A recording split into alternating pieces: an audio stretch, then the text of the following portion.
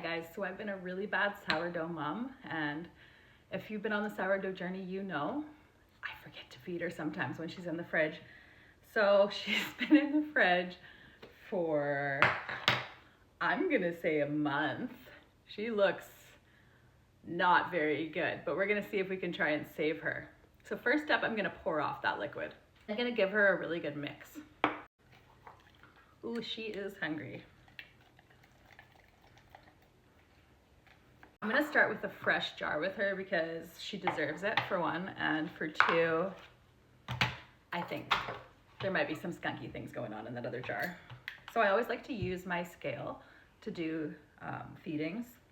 I eyeball it sometimes too, it really just depends. Sourdough's pretty forgiving, starters are pretty forgiving. So we're gonna start with an empty clean jar. I'm gonna put, let's see.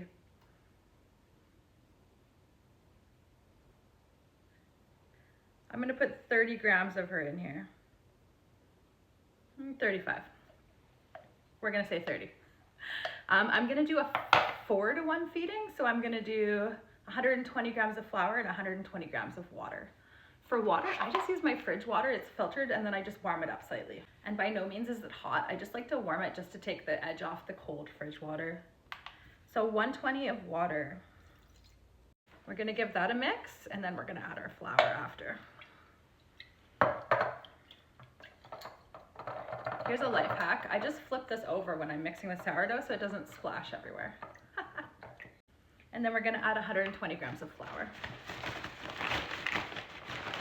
You can do whatever kind of flour you like. I'm just using all-purpose today, but you could do whole wheat flour, you can do rye flour, you can kind of mix it up. I like to kind of switch what they're eating every once in a while.